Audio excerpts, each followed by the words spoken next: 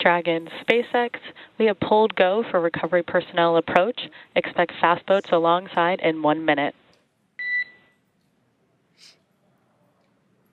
Dragon copies. We'll be waiting. Now, as we mentioned, Axiom Space's chief medical officer is on the main recovery ship Shannon and is ready to put eyes on this crew for the first time since they departed quarantine together. And it does look like they are pulling a main chute out of the water there. Safe. But we do recover those main parachutes, keep them out of the water. Exactly. And as we just discussed, each of these fast boats has a very specific role that they play. We're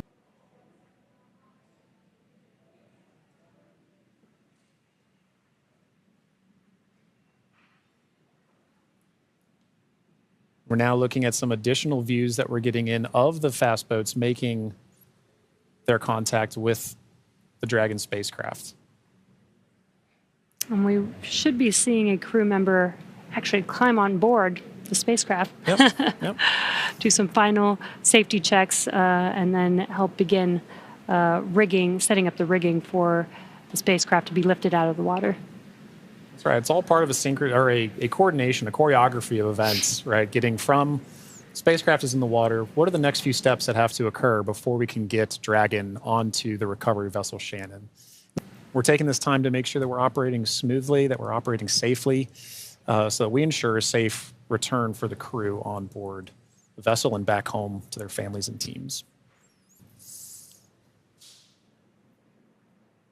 If you're just joining us from home, you are seeing live views of the Dragon spacecraft that has returned home from the Axiom 4 mission. After launching on June 25th, the Axiom 4 mission... Dragon, SpaceX, Dragon to ground is now unprivatized. Com check. We have you loud and clear on Dragon ground. Copy, Dragon. We have you the same.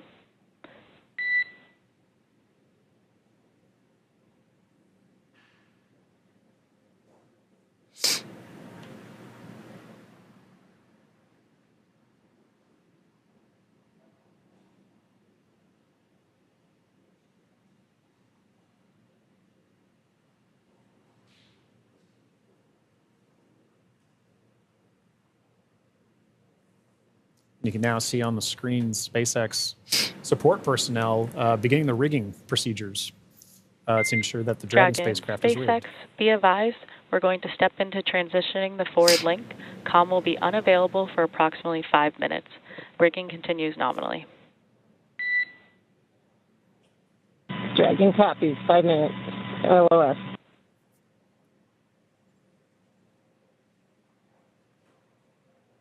Again, the Corps just keeping the crew updated with the operations that they're performing. They won't have comms for about 5 minutes, but rigging is continuing, as we can see there, with the recovery crew member standing on top of the spacecraft. Yeah, working very important procedures for the next phase of the AX-4 mission. And for those of you who've been following along since June 25th, when a Falcon 9 lifted off from Kennedy 39A, this was a pristine new Dragon. That crew had the privilege and the pleasure of naming Grace. And now that it's gone through its first mission and landed back safely in the Pacific Ocean, you can see exactly what the spacecraft goes through on its return home, but very much a sign of a successful mission.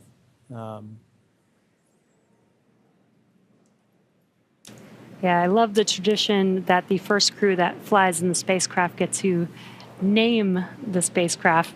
And Peggy Whitson had some great words on why they named the spacecraft Grace, yeah. Which I think is amazing. And we've got a great fleet of Dragon spacecraft.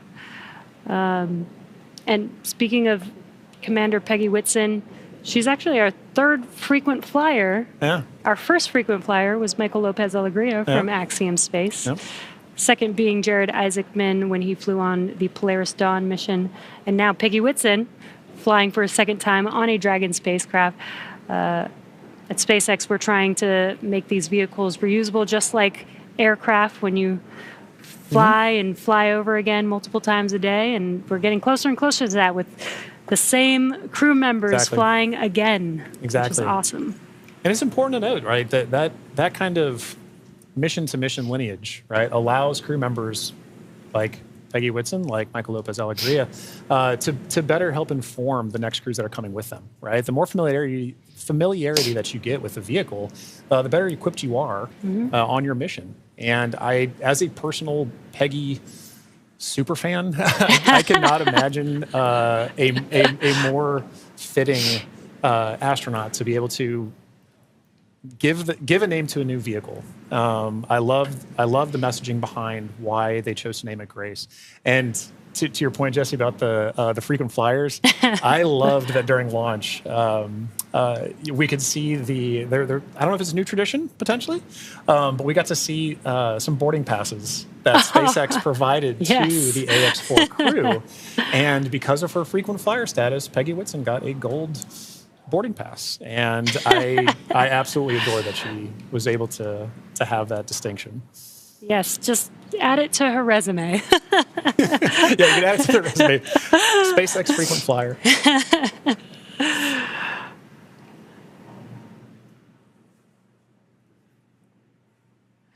Yeah, I love the boarding passes. Again, always trying to make it as common as aircraft, planes that we fly on every single day. Exactly. And we're still just in the beginning, but I feel like we've made a lot of progress in the last 5 years, and we still have a lot of new things, new missions, and improvements that we want to make to, future spacecraft and launch vehicles. So I'm excited for the future. I really do believe that we could get to aircraft, plane, regular flight, multiple flights a day within our future. I think we can. And, human spaceflight is it's a team sport. And it is something that you are always learning from. No matter how commonplace any of these missions get, right? There is always the amount of training that you put into it to execute that plan, train, fly mentality. And being able to perform these missions, being able to say that Peggy has flown on multiple Dragon spacecraft at this point, kind of highlight that every time she's going to still go through the same training that she did for the last mission. That all these crew members, that all of the ground support personnel are going to be ready to support missions like these from even well before a crew is on the launch pad, all the way through splashdown, pulling them onto the recovery vessel here for the Dragon spacecraft. And you can see on your screen both the fast boat and the recovery vessel Shannon making approach to Grace, our Dragon spacecraft.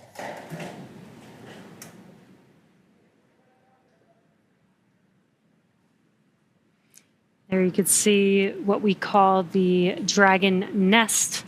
When the spacecraft is lifted up out of the water, it's going to seat into that ring that you see there at the end of the recovery vessel there.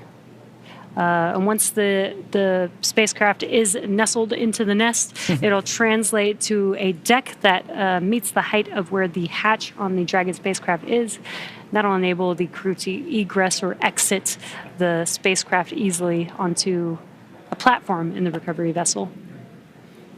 And talking about the crew, Jesse, we've mentioned this idea of this kind of understanding the aspects of spaceflight, as mentioned earlier, being able to do STEM engagement on the mission, but also being able to spend time and honestly, your crew commander being somebody like Peggy Whitson, for Shooks and Suave and Tibor to be able to take that knowledge back to their respective space agencies and to their countries is a huge step forward for what you just mentioned earlier about making sure that that human spaceflight as a team sport continues for everybody to understand what's going on, because now Shooks and Suave and Tibor have a very important distinction, and they now have a very unique perspective on what it takes for a human spaceflight mission to occur. as first time astronauts, they're going to take back all that knowledge from their time on the International Space Station and be able to make huge impacts with their space agencies in their countries. Yeah, I'm sure they learned a lot from Peggy Whitson, but also the other crew members that are currently on board the International Space Station. They got to interact with so many different people with diverse skills. Exactly. And 18 days is quite a long time in space. It is.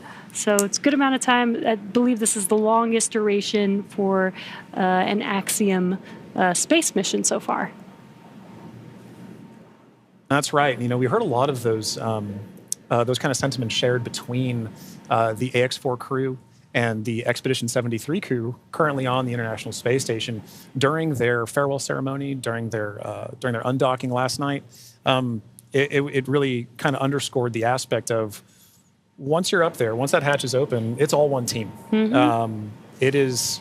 Like we keep saying it's a team sport, but once they were in there integrating with the Expedition 73 crew, that AX-4 crew was learning so much more.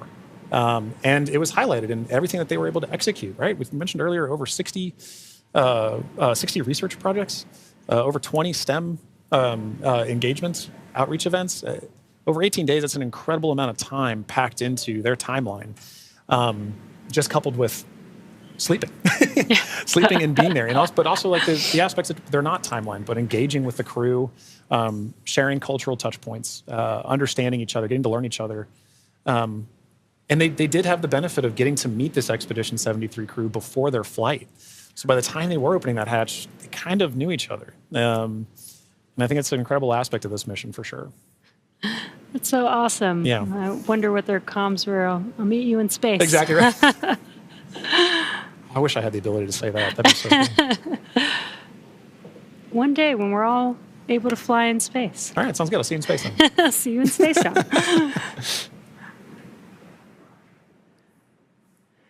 Looks like we're getting closer. They are pulling the spacecraft towards the recovery vessel. Looks like we're rigged up, and you can see the hydraulic lift moving forward and down.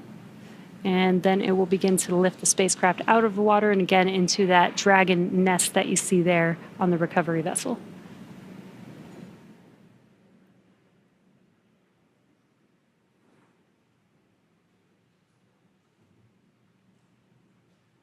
I think one of my favorite parts is the recovery crew that's on the spacecraft gets to jump into the ocean when they're done. Yeah.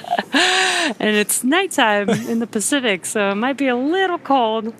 We'll be a little chilly. But definitely a unique part of the job. Exactly right. And you can see all the support crew. There was just a fast boat on the screen that made its way off screen there, but you can see the number of support crew that's kind of going into supporting an operation like this. You know, it may look like it's not happening very fast, but there are a lot of steps that each of these crew members are responsible for ensuring that the Dragon spacecraft is pulled into that nest safely but smoothly, and they're working towards that now. There he goes. Love that. Despite the freezing temperatures, it looks fun. And he got out of the water pretty fast, so I think you're right about that.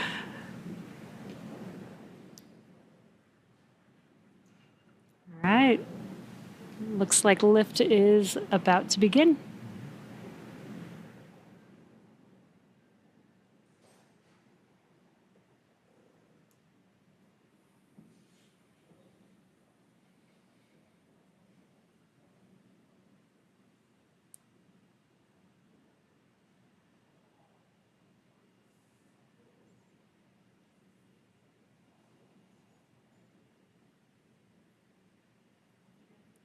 Those of you just tuning in, the AX-4 crew splashed down off the coast of Southern California a little under 30 minutes ago. And we are now in the Dragon SpaceX. Rigging is complete. Stand by for capsule lift. Dragon copies. Dragon SpaceX, capsule lift in progress, brace. good verbal confirmations there and visual confirmations that we're getting a successful lift. Dragon copies. And again, those comms crew can't see what's happening outside of the spacecraft, so letting the crew know what's happening so they understand, you know, the vehicle moving, what those different feelings are with the spacecraft moving around. Trying to give crew some level of situational awareness of where they are and where they're going next. So Dragon will remain in the nest during the crew extraction and for the journey back into port. The spacecraft is currently was just lifted, as you saw, and set on the nest. And from here, it'll be centered and oriented. And then from there, Dragon will be translated into the hangar underneath the helipad aboard the ship so that we can then open the hatch. And once open, a SpaceX medical doctor will be the first one in to check on the crew to see if they are ready to egress out of the vehicle. And as we noted earlier, Axiom medical teams are also on the recovery vessel working in tandem with SpaceX staff to assess and assist the crew.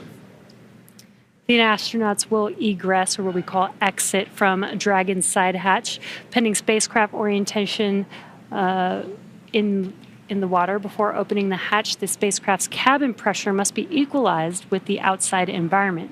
Now, once the hatch is opened, that will be the Axiom 4 crew's first breath of fresh air since boarding Falcon 9 at the start of their mission on June 25th. And that will be an exciting moment for the crew, I know.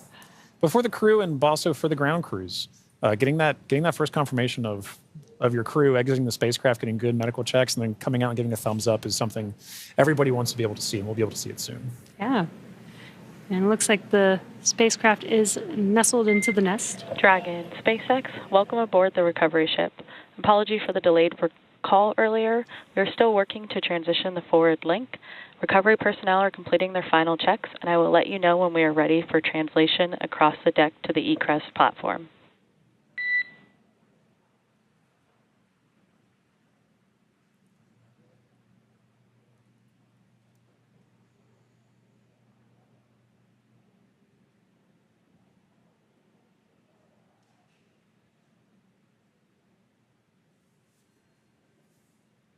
Now, they are de-rigging the spacecraft, but they're also doing some final sniff or leak checks and then covering the thruster locations prior to opening that hatch. Let's just make sure that the vehicle is more than safe for the crew members to exit the vehicle.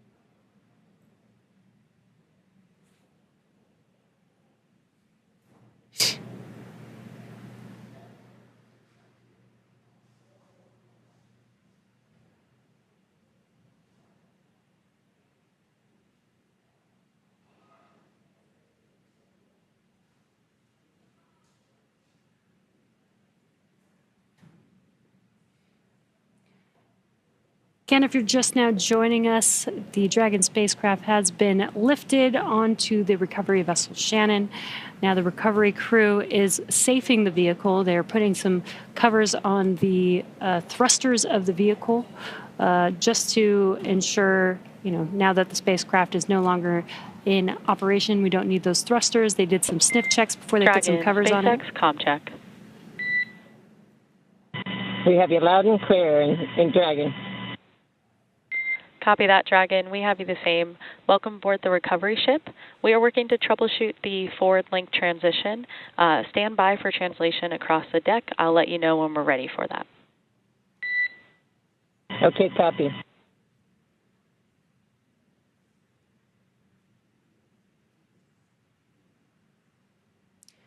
The crew is preparing for translation. This is where that Dragon nest is going to move the spacecraft towards the deck, and that deck is going to meet the bottom of the Dragon hatch, and that'll enable the crew to egress or exit the Dragon spacecraft onto a platform on the recovery vessel. And again, the recovery crew looks like they may have finished safing the vehicle. The translation will be happening soon. Dragon, SpaceX, final checks are complete. Translation across the deck to the egress platform will begin shortly. There is a chance that we get a lot of alarms. No concern. Dragon copies.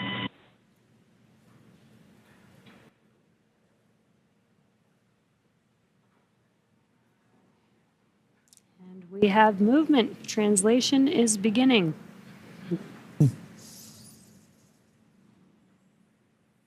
Some residual ocean water splashing down, and then we are washing down the hatch area. Again, just preparing for the vehicle's side hatch to be opened, getting some of that salt water off, maybe some of that plasma from reentry off. Right, all nominal processes to ensure that that crew can safely egress the vehicle, but also that ground personnel are safely protected while handling the spacecraft and crew as well.